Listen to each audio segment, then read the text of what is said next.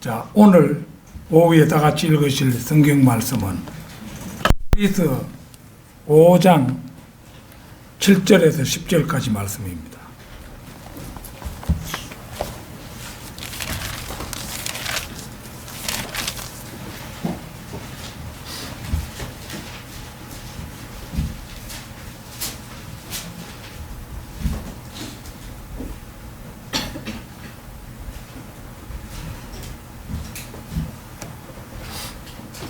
히브리서 5장 7절부터 10절까지 말씀 다 찾으신 줄 알고 받들어 읽겠습니다.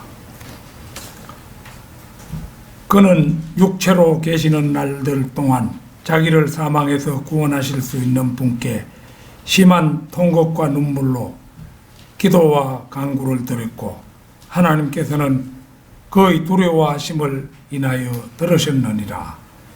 그가 아들이면서도 고난받은 일들로 순종을 배워서 온전하게 되심으로 자기에게 순종하는 모든 사람에게 영원한 구원의 근원이 되셨고 하나님께서는 멜키세덱의 계열에 따른 대제사장으로 칭함을 받았느니라. 자, 오늘 드릴 말씀의 제목은 멜키세덱 계열의 대제사장, 이런 제목으로 말씀을 드리겠습니다. 노아는 그의 가족들을 위한 대제사장으로서 제사를 드렸고 아브라함 역시도 그의 가족들을 위한 대제사장으로서 제사를 드렸습니다. 이스라엘이 200만이 넘는 큰 무리가 되었을 때 모세의 형인 아론이 이스라엘 민족을 위한 대제사장이 되었습니다. 이들은 모두 인간들이었으나 하나님께 대제사장으로 부름을 받았던 것입니다. 그런데 성경에는 이들과 계열을 달리하여 멜키세덱이라는 신비의 인물이 등장합니다. 히브리서 7장 1절을 찾겠습니다. 히브리서 7장 1절.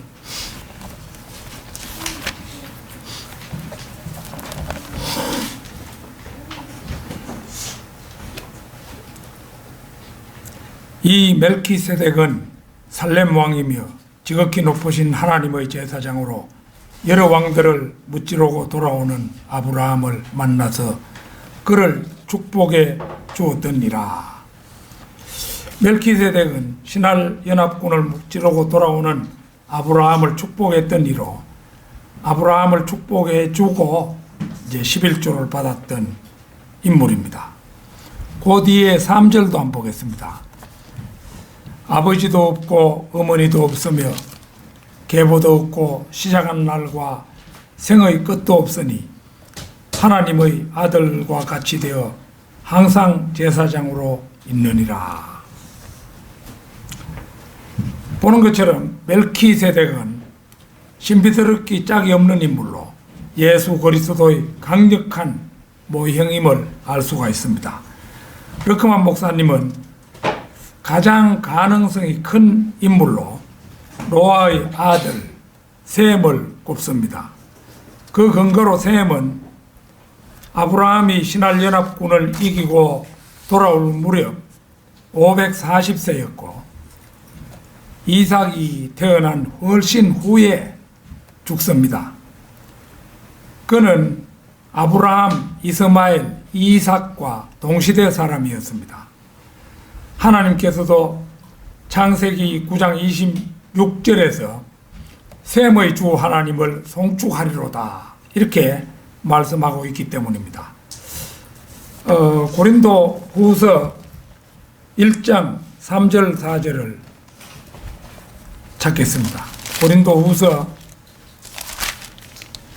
1장 3절 4절입니다.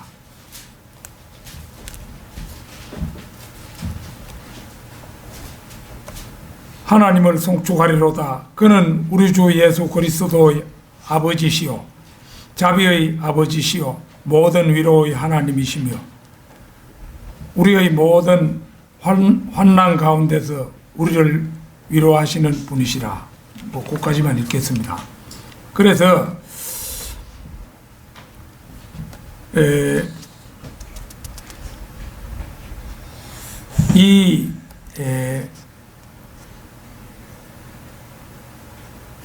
조금 더 읽겠습니다.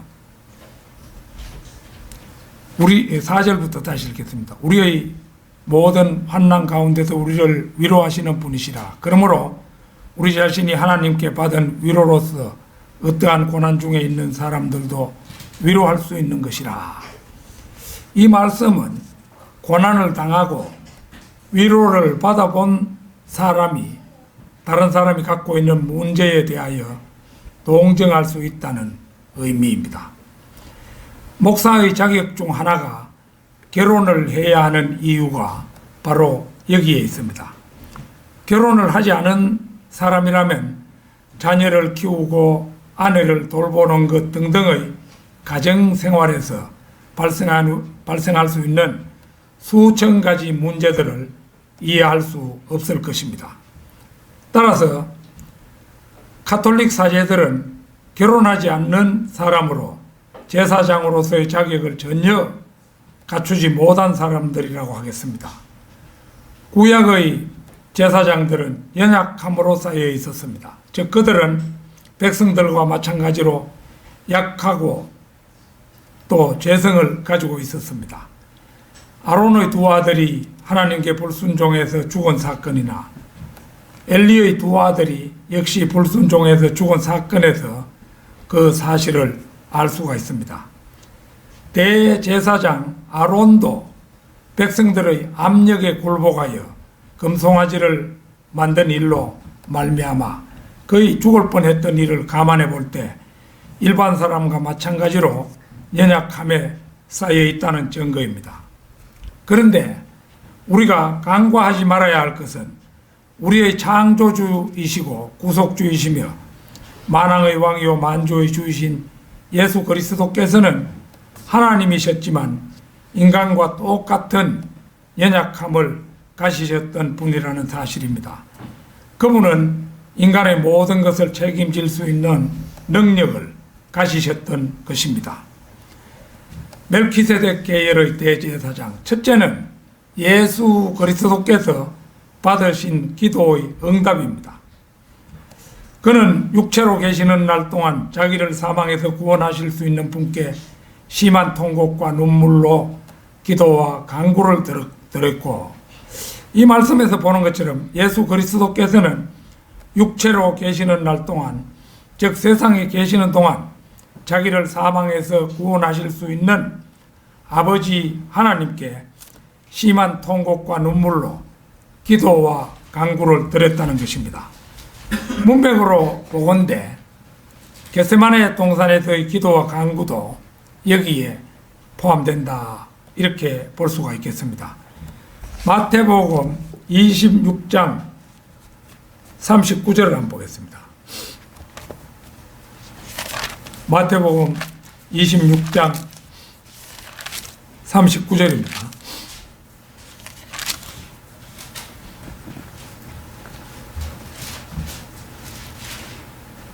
조금 가시다가 얼굴을 땅에 대고 기도하며 말씀하시기를, 오 나의 아버지시여, 가능하시거든 이 잔을 내게서 지나가게 하옵소서. 그러나 내가 원하는 대로 하지 마옵시고 아버지께서 원하시는 대로 하옵소서 하고, 여기에서 예수님께서 지나가게 해달라고 간구하신 잔은 육체적인 잔과는 아무런 상관이 없는 잔이라는 사실입니다. 아버지 하나님께서는 본문 말씀에서 기도와 간구를 들으셨다고 했는데, 여기에서 예수님께서 잔을 옮겨달라고 기도하신 것이 단지 육체적인 죽음을 피하게 해달라고 기도하신 것이라면 그 기도는 응답되지 않고 거절되었을 것임을 우리는 알 수가 있습니다. 왜냐하면 예수님께서는 그러한 기도에도 불구하고 십자가에 못 박혀 죽으셨기 때문입니다. 예수님께서도 그 사실을 아시고 이제 아버지께서 원하시는 대로 하옵소서, 이렇게 분명히 기도하신 것을 알 수가 있습니다. 그렇다면 이 잔이 대체 무슨 잔인가 하는 점입니다. 시편 75편 8절을 찾겠습니다. 시편 75편 8절.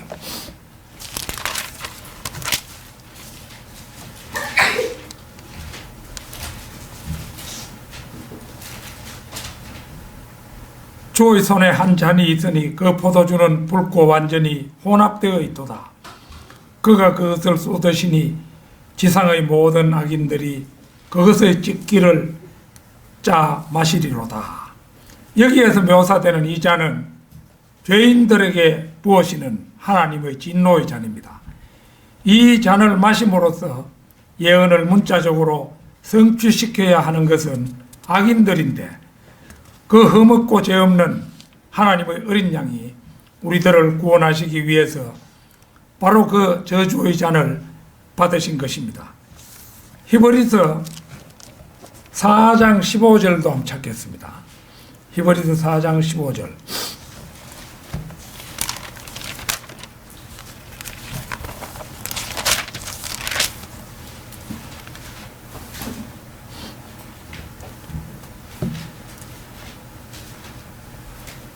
이는 우리의 대제사장은 우리의 연약함을 동정할 수 없는 분이 아니요 모든 점에서 우리와 마찬가지로 시험을 받으셨지만 죄는 없으신 분이기 때문이라. 주님께서는 여기서 모든 고난을 겪으신 구주로 묘사됩니다. 그래서 그분은 우리의 연약함을 동정할 수 있으십니다. 이 말은 우리가 아프면 주님은 그것에 대해 다 알고 계시고 우리가 슬퍼하고 실족에 있으면 그것도 다 알고 계신다는 것입니다. 우리는 그분의 피로 사신 그분의 것입니다. 그분은 우리의 모든 슬픔을 자신의 것처럼 살피십니다. 왜냐하면 우리는 그의 몸의 한 부분이기 때문입니다. 성경은 한 지체가 고통을 받으면 모든 지체가 고통을 받고 한 지체가 영광을 얻으면 모든 지체가 함께 기뻐한다고 말씀합니다. 하물며 지체의 머리 되시는 예수님께서 어찌 지체의 아픔을 모르시겠습니까? 멜키세덱 계열의 대제사장, 둘째는 아버지 하나님께서 예수 그리스도의 기도와 간구를 들으셨다는 것입니다. 하나님께서는 그의 두려워하심을 인하여 들으셨느니라. 앞서 살펴본 그대로 잔을 옮겨달라는 기도는 응답되지 않았으나 본문을 통하여 어떤 기도가 응답되었다는 사실을 알 수가 있습니다. 예수님께서는 비록 그 잔, 곧 진노의 잔은 마시셔야 했으나 죽음으로부터는 구원받으신 것입니다. 다시 말해서 예수님은 죽지 않으신 것이 아니라 사망에서 구원하실 수 있는 분, 곧 아버지 하나님을 통해서 죽음으로부터 구원받으신 것입니다. 그분은 부활하셨잖아요. 예수님께서는 겟세마네에서 하나님의 진노의 잔을 치워달라는 기도를 드리셨습니다. 이 기도는 예수님의 죽음을 말하는 기도가 아닙니다. 이 기도는 반역한 인류에게 부어질 하나님의 저주와 진노의 잔이 자신에게 부어지게 하지 말라고 한 기도입니다.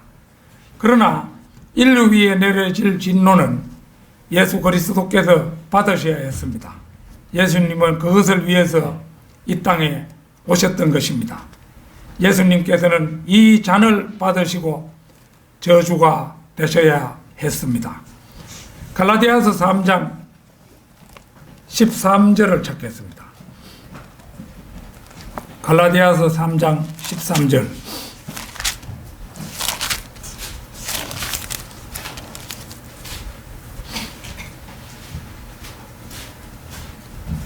그리스도께서 우리를 위하여 저주가 되셔서 율법의 저주로부터 우리를 구속하셨으니 기록되기를 나무에 매달린 자는 누구나 저주를 받은 자라고 하였도다. 예수님께서는 우리를 율법의 저주에서 해방시키셨습니다. 십자가는 신약에서 저주의 도구이며 삶이 아닌 죽음의 도구입니다. 예수님께서는 하나님의 진노의 잔을 치워달라는 기도를 하시고 저주의 잔을 고스란히 받으셨던 것입니다. 그런데 본문에서 발견되는 또 하나의 기도가 있습니다. 그것은 사망에서 구원해달라는 기도입니다. 잔을 옮겨달라는 기도는 응답받지 못했으나 사망에서 옮겨달라는 기도는 두려워하심을 인하여 응답받으셨습니다. 그것은 분명히 죽지 않게 해달라는 기도가 아니었습니다. 다시 말해 예수님께서 응답받으신 기도는 죽음에 머무르지 않게 해달라는 기도였으며 죽음의 세력, 즉 죽음 자체에서 구원해달라는 기도였습니다. 구약의 예언에서 예수님께서 죽지 않으리라는 예언은 하나도 없습니다. 이 사실을 잘 아시는 예수님께서 단지 죽지 않게 해달라고 기도하셨을 리는 만무합니다.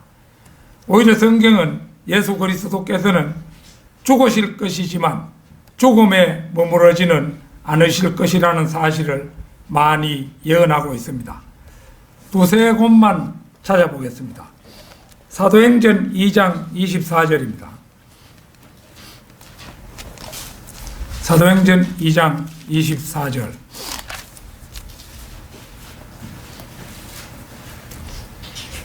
하나님께서 그를 사망의 고통에서 풀어 살리셨으니 이는 그가 사망에 매여 있을 수 없었기 때문이라. 또 한 것도 보겠습니다. 시편 21편 4절입니다.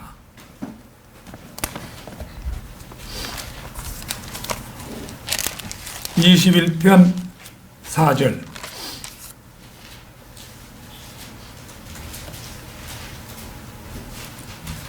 그가 주께 생명을 구함으로 주께서 그에게 주셨으니 곧 영원 무궁토록 긴 날들이니이다.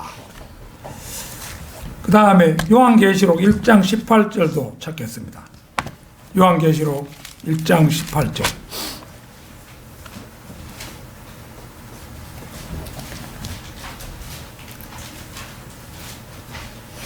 나는 살아있는 자며 죽은 자였으나 보라 영원 무궁토록 살아있노라. 아멘.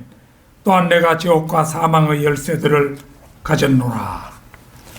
예수 그리스도께서는 죽으신 후에 무덤에 머무르지 않도록 기도했습니다. 왜냐하면 아버지 하나님께서는 창세기 1장 1절 이전에 아들 하나님에게 영원한 생명을 약속하셨기 때문입니다. 디도서 1장 2절 한번 찾겠습니다. 디도서 1장 2절입니다.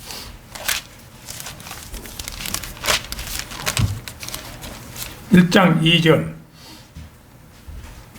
영생의 소망 안에서 주어진 것으로 이 영생의 소망은 거짓말하실 수 없는 하나님께서 세상이 시작되기 이전에 약속하셨다가, 여기에 나오는 약속의 대상은 예수 그리스도 바로 그분이십니다. 이 약속대로 예수님께서는 사흘 만에 살아나셨죠. 멜키세덱 계열의 대제사장, 셋째는 예수 그리스도께서는 많은 아들들과 동일하게 되시기 위해서 한 아들이 되셔야 했다는 점입니다. 오늘 본문 말씀 8절에서 그가 아들이면서도 고난받은 일들로 순종을 배워 이렇게 말씀하고 있는데, 이 말씀이 바로 그 사실을 보여줍니다. 곧 예수님은 피와 살의 상태가 된 것입니다. 우리는 그분이 육체로 나타나신 하나님이라는 사실을 잘 알고 있습니다. 하나님께서는 육신으로 나타나셨고 이렇게 되어 있죠. 디모데전서 3장 16절에서. 하지만 그분은 또한 한 사람의 완전한 인간이셨습니다. 그분은 피곤함을 느끼셨습니다. 그분은 또한 목도 마르셨습니다. 마리아가 낳은 아들은 목말라 우물가에 앉아서 쉬기도 하셨습니다. 하나님이 피곤하고 목마르다는 말을 들어본 적이 있으십니까? 그런데 하나님께서는 그분은 분명히 피곤하고 목이 마르셨습니다. 완전한 인간이셨던 예수 그리스도께서는 인간의 나약함을 극복함으로써 순종함을 배우셨던 것입니다. 로마서 11장 33절 34절을 찾겠습니다. 로마서 11장 33절 34절입니다.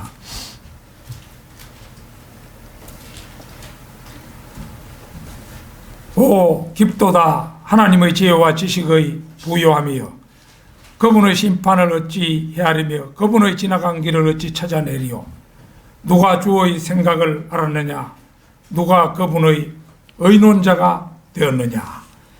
우리는 그리스도의 신성을 너무 강조하다 보니 그분의 인성을 놓치기가 쉽습니다. 만약 예수님이 완전한 인간이 되지 못하셨더라면 인간은 아무도 죄에서 구원받지 못했을 것입니다. 더 나아가서 예수 그리스도께서는 시험을 받으셨습니다. 하나님께서는 완전하십니다. 어떤 것이 완전하다면 그것은 시험받아야 할 이유가 없음을 말하는 것입니다. 그렇지만 예수 그리스도께서는 시험을 받으셔야 했습니다. 그분은 순종을 배우신 것입니다. 살과 피인 육체를 입으신 동안 그분의 완전성을 제한하셔야 했던 것입니다. 만물을 창조하시고 스스로는 그 창조물 가운데 속하지 않으신 하나님께서 육체가 되어 그 창조물 가운데 속하게 되었다는 사실은 참으로 신비가 아닐 수 없습니다. 그분은 피곤하셨고 육체적인 필요를 느끼셨으며 시험을 받으셨고 고난을 받으셨습니다. 하나님이신 예수님께서 육체로 오신 완전한 인간이라는 사실은 성경에서 너무도 분명하지만 학자들에게는 감추어진 사실입니다. 예수 그리스도는 육체로 오신 하나님이라는 사실이 하나님의 지혜로 디모데전서 3장 16절에서 분명히 제시되었지만 변개된 성경들에서는 이 세상 지혜로 이 사실을 알 수 없도록 이제 감추어 버렸습니다.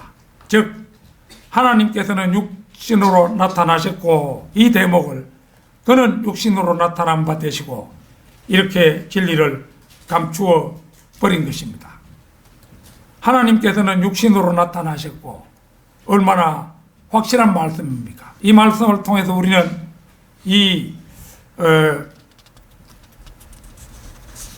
예수님께서 바로 하나님이신 것을 알 수가 있잖아요. 그런데 그는 육신으로 나타난 바 되시고 이렇게 되면은 그가 마귀인지 그가 무슨 우리나라 사람이 보면은 그가 당군인지 알 수가 없는 겁니다. 그래서 이 중요한 대목을 이제 알 수 없도록 그는 육신으로 나타난 바 되시고 이렇게 진리를 감추는 일을 서슴지 않았던 것입니다. 멜키세덱 계열의 대제사장 넷째는 구원의 근원이 되신 예수님입니다.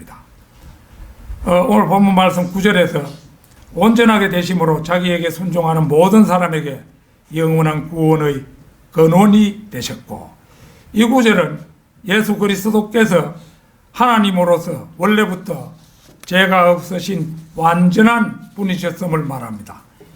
여기에서 온전하게 되셨다는 것은 모든 사람에게 영원한 구원의 근원이 될 조건을 완전히 갖추었다는 의미입니다. 이 말씀에서 로마 카톨릭이나 캠벨주의자들은 순종하는 이라는 말에 착안하여 구원받기 위해서 행해야 하는 순종이라는 행위를 강조합니다. 이것은 명백히 신약 성경에 위배되는 행위 구원을 주장하는 것이 되어버립니다. 교회 시대의 순종이라는 개념은 마음으로부터 순종하는 것과 관련이 있습니다. 이것은 믿음으로 말미암아 은혜로 구원받는다는 교리와 일치합니다.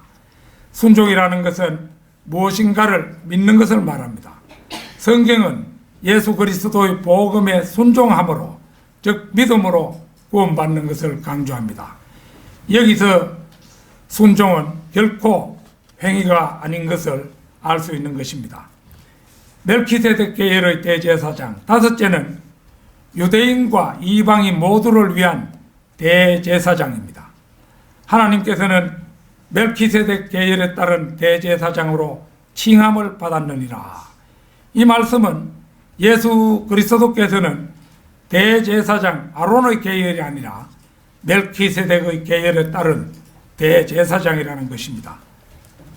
멜키세덱이라는 히브리어 단어를 분석하면 왕이라는 의미를 지닌 멜키와 의라는 의미의 채택으로 나뉘는데, 그 이름의 뜻은 의의 왕이며 여기에다 그가 왕으로 있었던 성읍의 이름이 평화를 의미하는 살렘이었으니 그에게는 또한 화평의 왕이라는 칭호가 붙는 것입니다. 이 지역은 예루살렘과 같은 곳인데 역사의 아이러니 중 하나는 평화의 도시라는 살렘이 지구상의 어떤 곳보다 더 많은 전쟁을 겪은 지역이라는 것입니다. 이러한 궁금증은 다음 구절을 읽을 때 시원하게 풀립니다. 시편 76편 2절 3절을 찾겠습니다. 시편 76편 2절 3절입니다.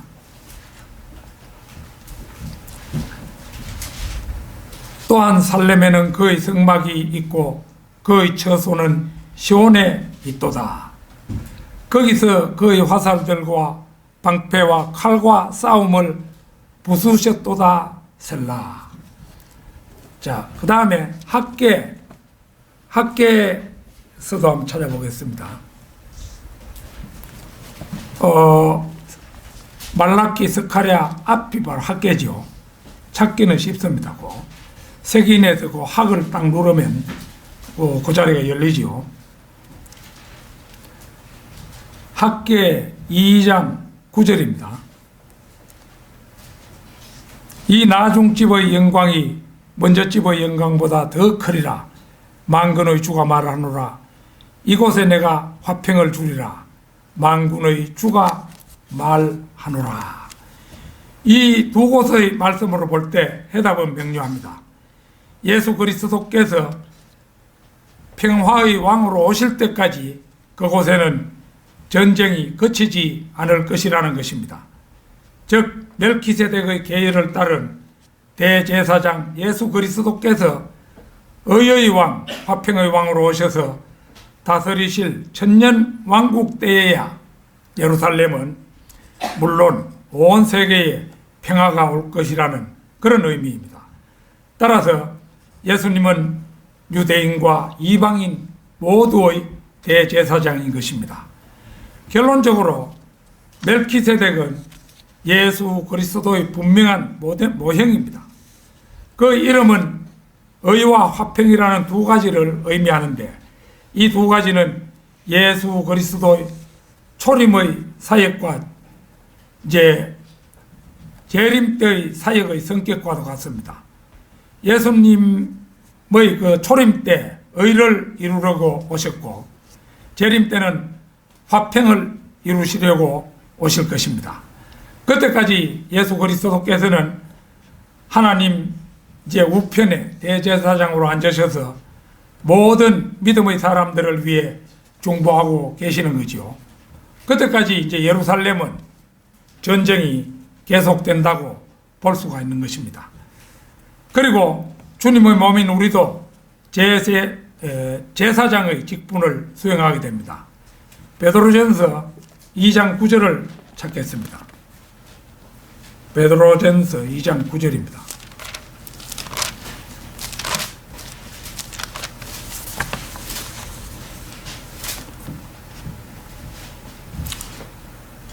그러나 너희는 선택받은 세대요 왕같은 제사장이며 거룩한 민족이요 독특한 백성이니 이는 너희를 어두움에서 불러내어 그의 놀라운 빛으로 들어가게 하신 분의 덕을 너희로 선포하게 하려는 것이니라.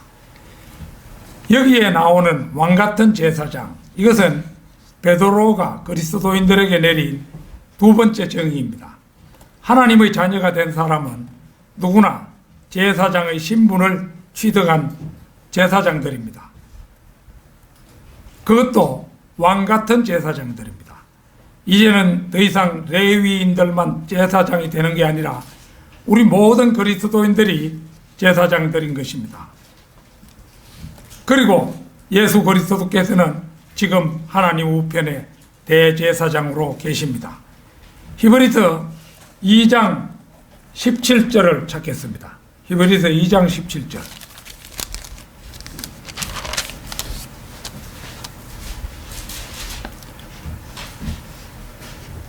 그러므로 그가 모든 일에 마땅히 자기 형제들과 같이 되셔야 했으니 이는 하나님과 관련된 일들에 자비롭고 신실한 대제사장이 되셔서 백성의 죄들을 위해 화해를 이루려 하심이라.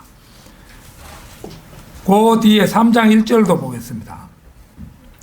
그러므로 하늘의 부르심에 참여하는 거룩한 형제들아, 우리의 고백하는 바 사도시며 대제사장이신 그리스도 예수를 깊이 생각하라. 주님께서 대제사장이라면 그분을 따른 우리 모두가 제사장들인 것은 당연합니다. 우리가 제사장이라는 이 확실한 믿음에서 흔들리지 않는 우리 모두가 되기를 소망합니다. 다 같이 기도드리겠습니다.